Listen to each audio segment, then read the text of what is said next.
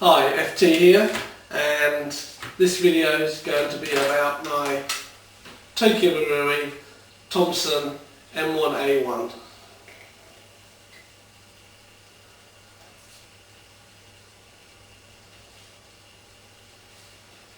Marui Thompson has a weight of about 6 3/4 pounds, which is 3.1 kilograms.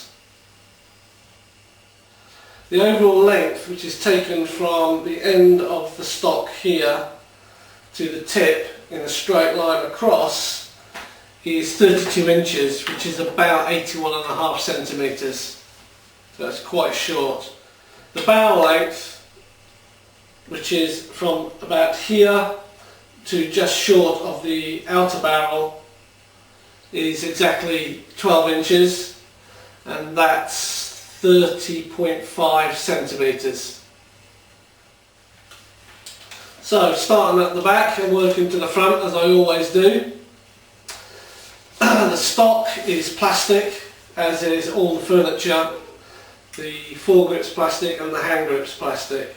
It's simulated wood and it looks quite realistic. It's still got a plasticky feel to it though.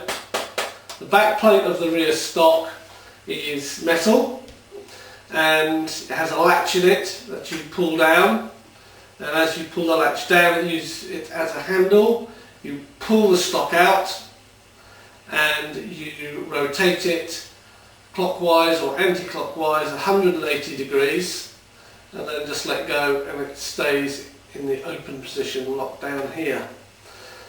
This is the battery compartment.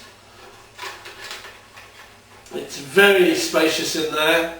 The fuse is separated from the battery by a shelf, and it takes a large battery and has a large battery connector. Once the battery is in, again keeping this tab open, you pull the rear plate again, rotate it 180 degrees back to its original position, let it slot in place, and then pop the latch up, which locks it. Very simple, very easy to use. Here's the rear back plate, and here's the latch. You pull this down so it sticks out. You then use it as a handle, pull the plate out and rotate it down.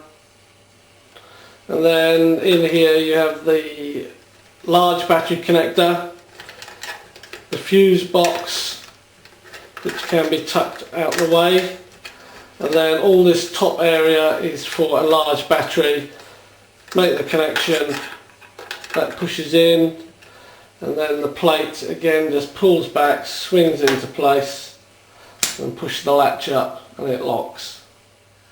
I use large 3400 mAh type batteries, and they last all day. Right, coming down to this part, it's a metal sling loop. It's screwed into the stock. It looks as though it's brass with a black coating on it. The screws are authentic to the Thompson. They're not crossheads, they're actually flat round heads. This is the rear sling attachment point.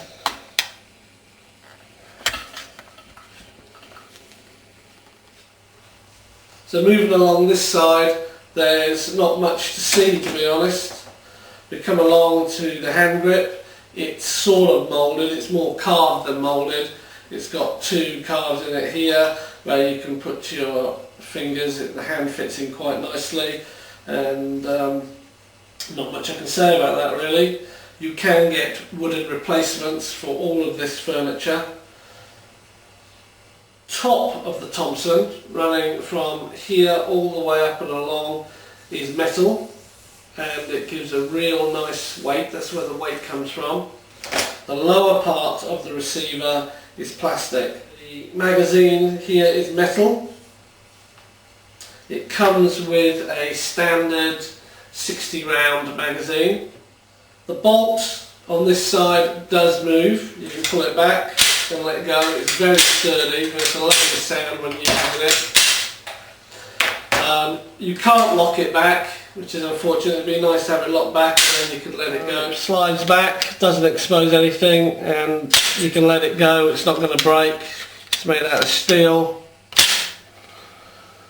It doesn't reveal anything because the hop-up is permanently exposed on the Thompson, and it is in the injection port here, and it's this big thick wheel with these teeth on it, and you can get in there with your finger and turn it. Here's the top part of the hop-up wheel, always available. It's pretty stiff, so it's not going to be knocked. You have to make a pretty effort with your thumb into these grooves in order to move it. The foregrip is plastic also. It has 2 grooves left and right hand side, and these are for your thumb and fingers to rest in, and it's pretty comfortable really. And again, as at the back, you have a forward sling point screwed in. Now the Thompson does not come with a compensator, so this one is just a very short stubby end with a solid iron sight, no adjustment there at all.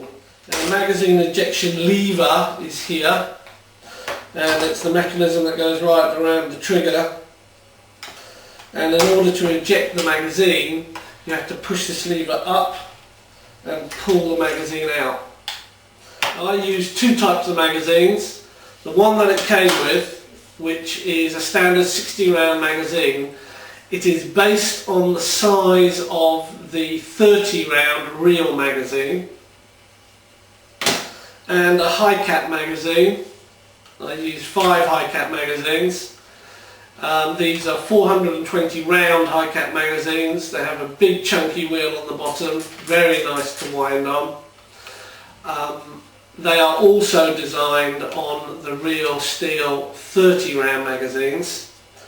The magazines I don't have are the smaller 190 round magazines, which are based on the real steel 20 round magazines. They're shorter.